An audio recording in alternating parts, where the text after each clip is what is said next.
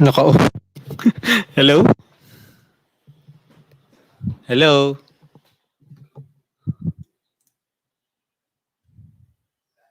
Hello, hello?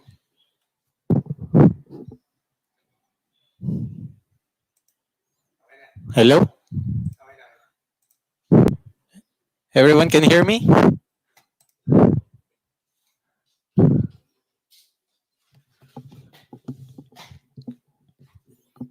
So we can proceed our array parameter tutorial.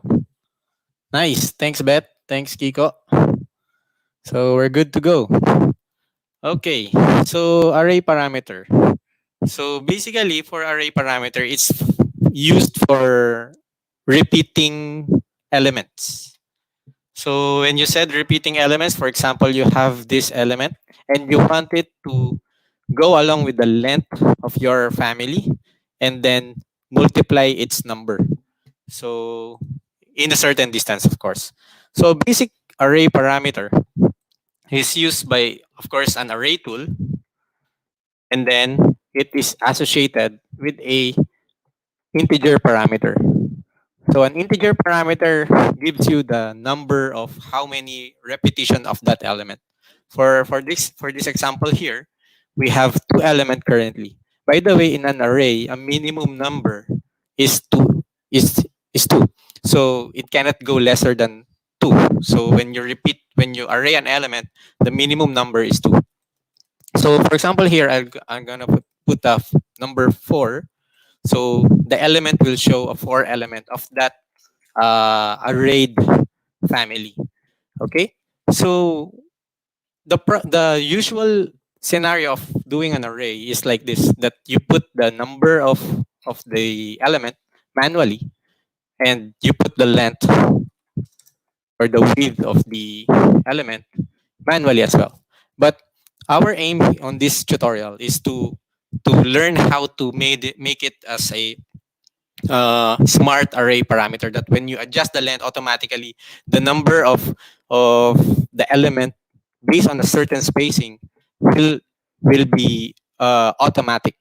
So that's how you will our target is, which is I've done it already, which is here when I change the width to, let's say, 5,000, and I apply it, you see that the number will automatically have the value of number 8, which is dependent on the width and on the spacing.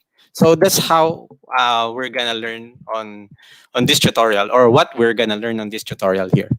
Okay, so without further ado, we're gonna start with our family. Okay, so I'm gonna delete this first,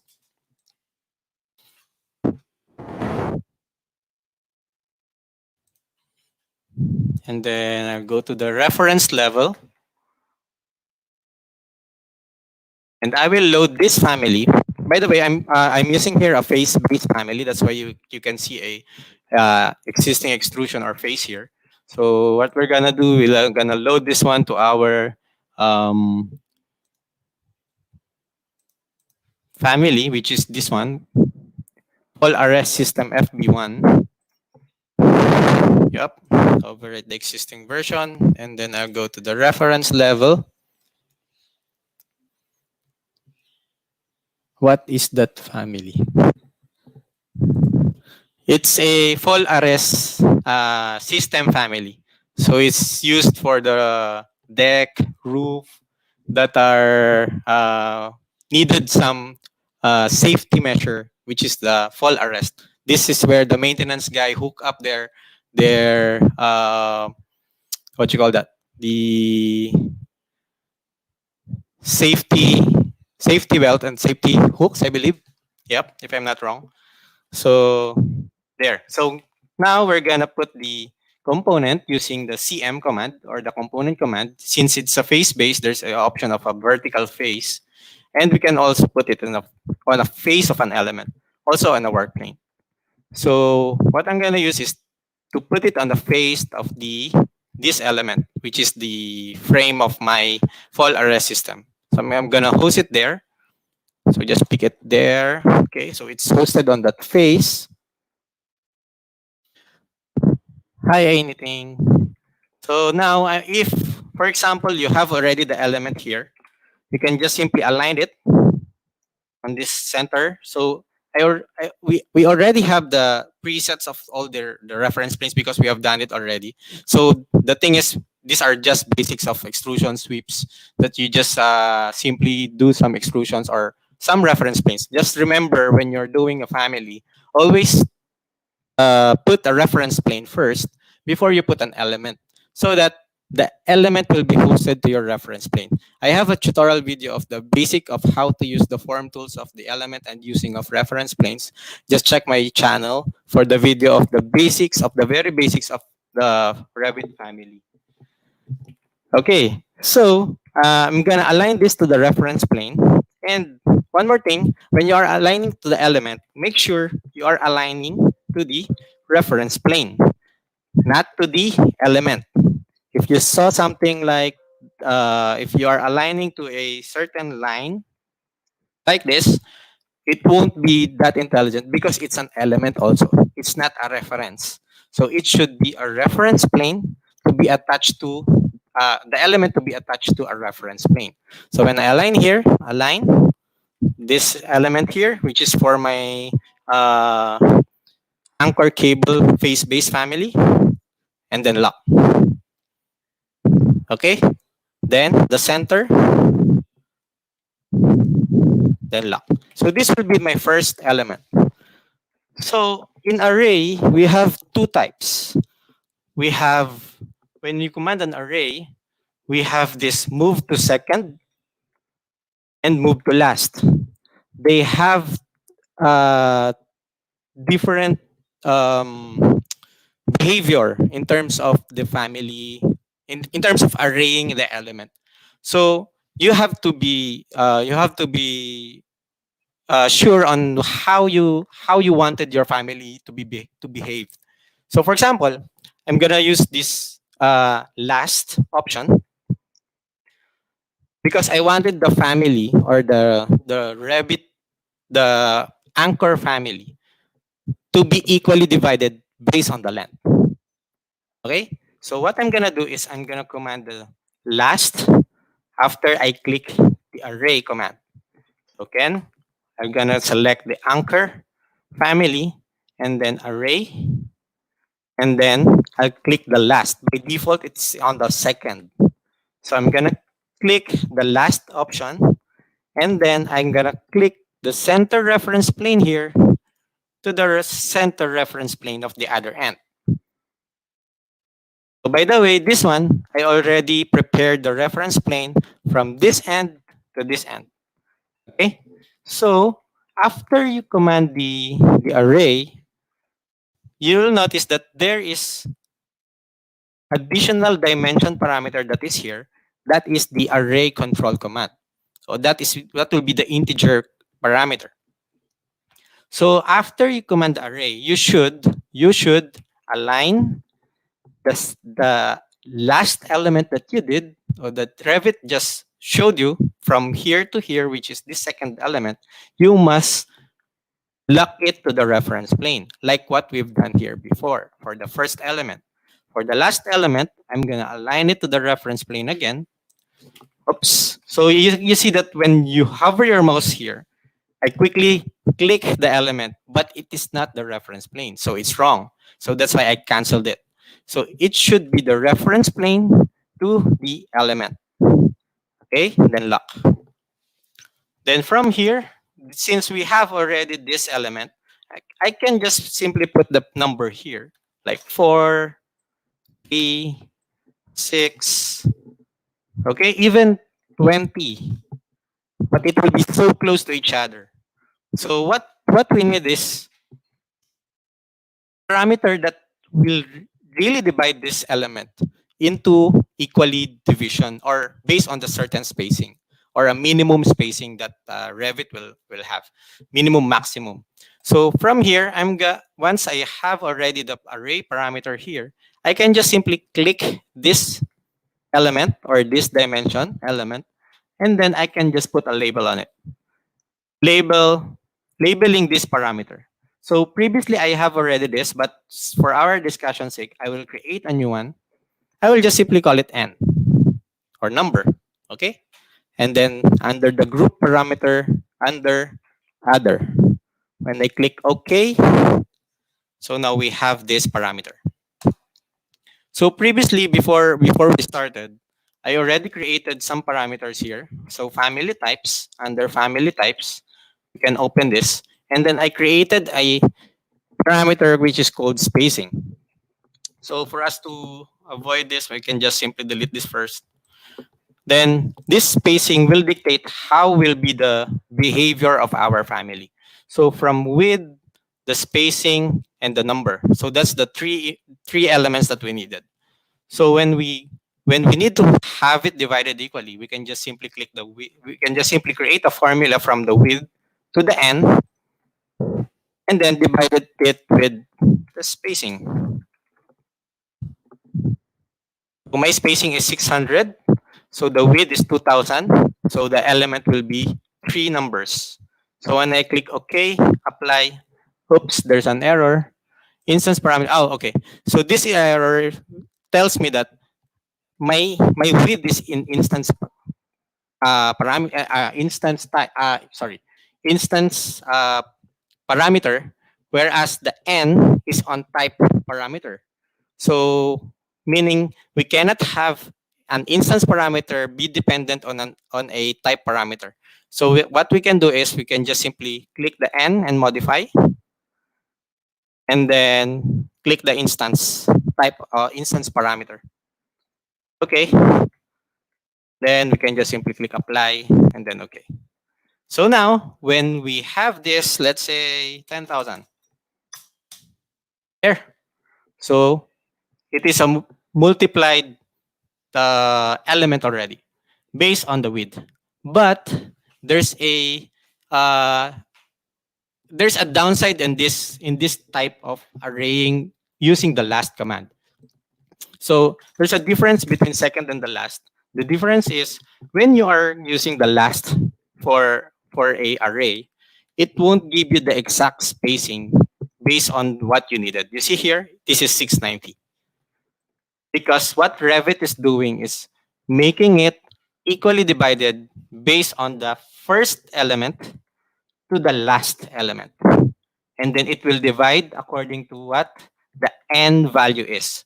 For example, 5,000 divided by 600 is 8. So when it is 8, it won't really give you the exact 600 value. Okay? So this is our first family, which is the family arrayed using the last command. So I'm gonna select the save as, or I'm gonna save this first. And then I'm gonna do this. I'm gonna load this one to our sample project. So later we can just simply differentiate the two. So I'm gonna place on work plane there. I'm gonna go back to the family, which is this one, and then maybe I'll just lesser this to 3,000. Yep. So that is the last array using the last option. So we're gonna delete the array first and group. And then we're gonna change this to second. So gonna create a reference plane here at 170. There. I don't need a center, so I just need a 170 here. Or sorry, from here through to here, which is the spacing parameter. Okay, so this is my spacing. So I want the spacing to be center to center. Then I'm gonna create a 170 here, or sorry. So equal 170 divided by 2, so that I won't do the math and Revit will do the math. And then overall, then just lock. Because this family is not a parametric family, so I'm gonna use just the lock option so that it will have a reference plane. So now we're gonna use the array with the second option. So simply click the element, command the array, and then second. When using second, you can just simply click the first element and the second element. Okay? Straight after that, you can specify the number like 5. See? Then from here, I can just simply lock this one, align and lock. Don't forget to lock it because it will explode when you didn't lock it to the proper reference plane. Okay, so now we have this. I can just apply my previous label parameter, which is the n, or the number of array. So I can just simply click this one, and then Revit will give me the number of array, which is 5. When I click the 3000 here, I can just simply 5000, enter. There you go. So it will array according to the 600. So let's load this family. So that it won't overwrite this, I can just simply rename that generic model family into, let's say, 2. Yep. Then when I load this into project,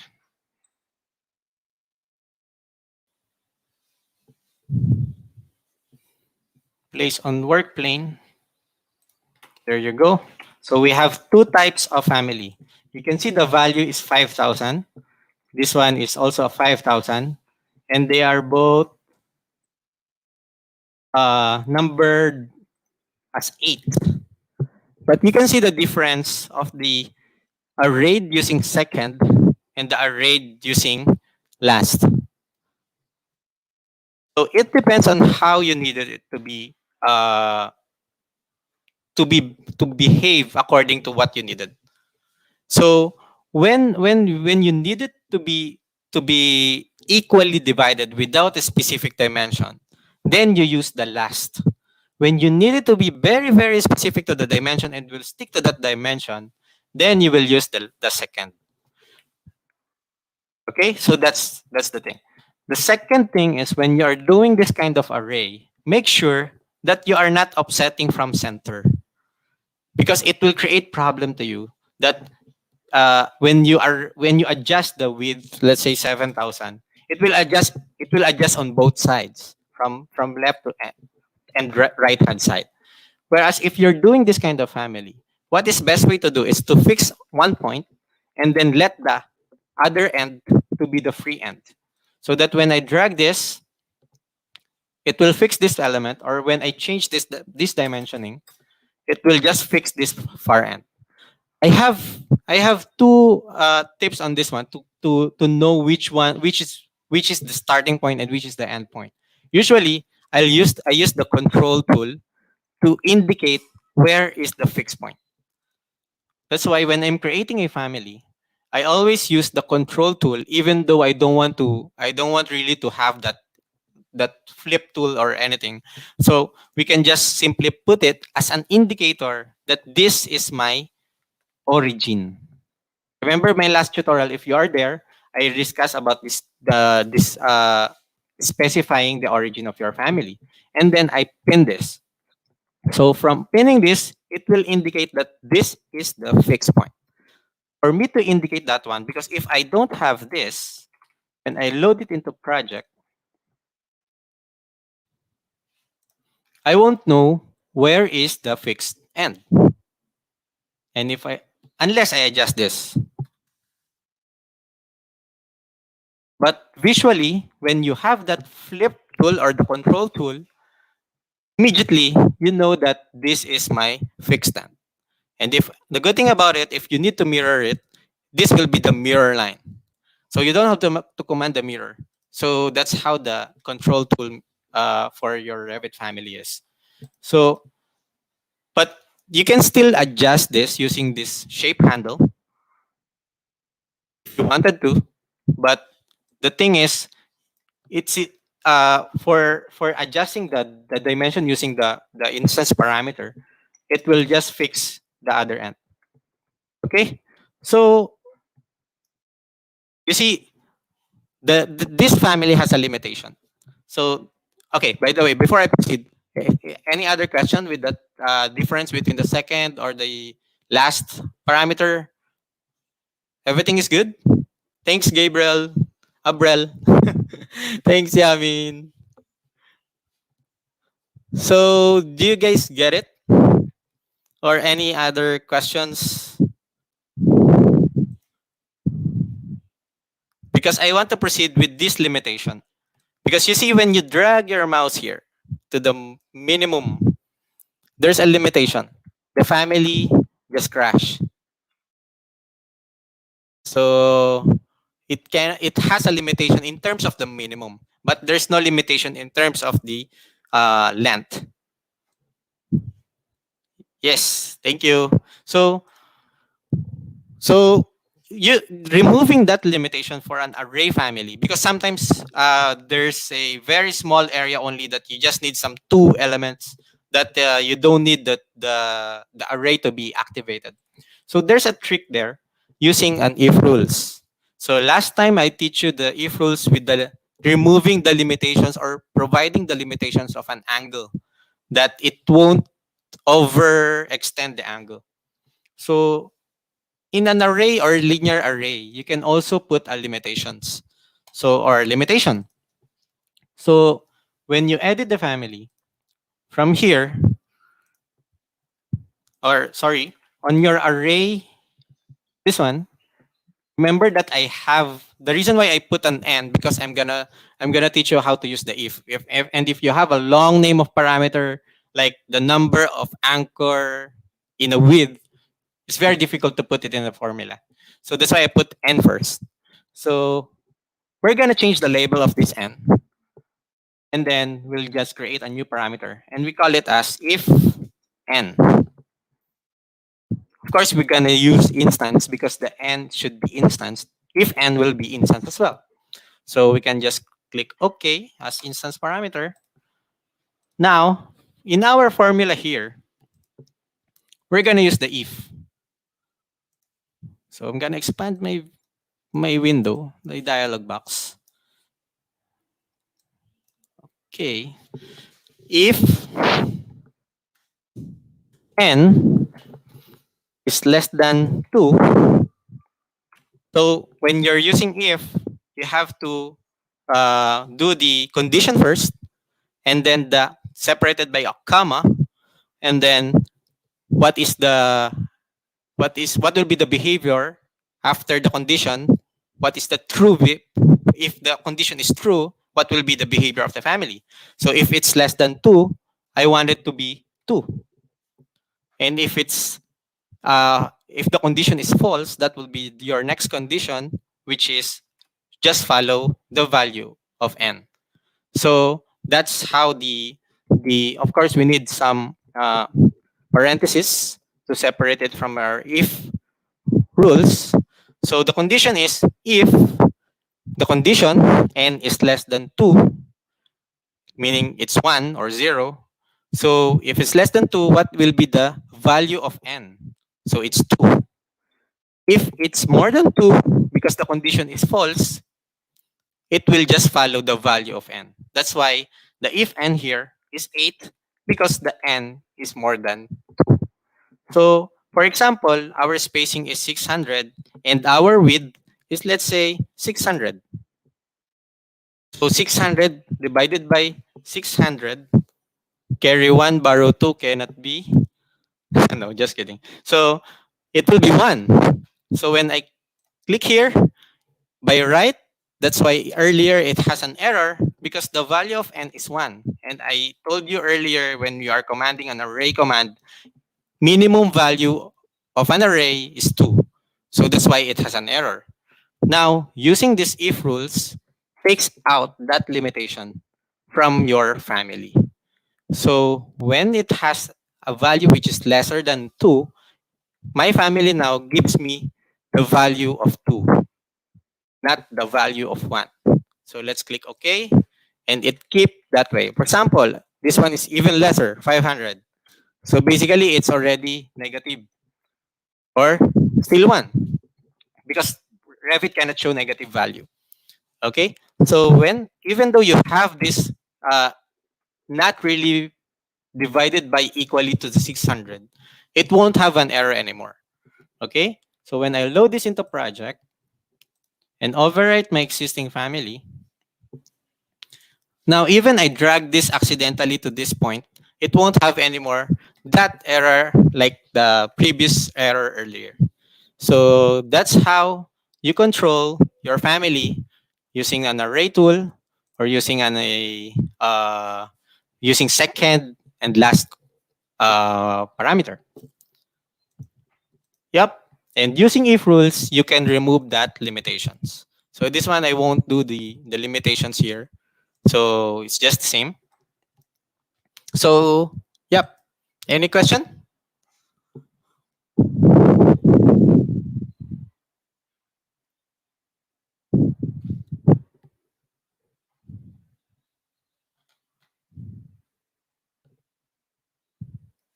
Did you guys like it? Oops, there's a wall.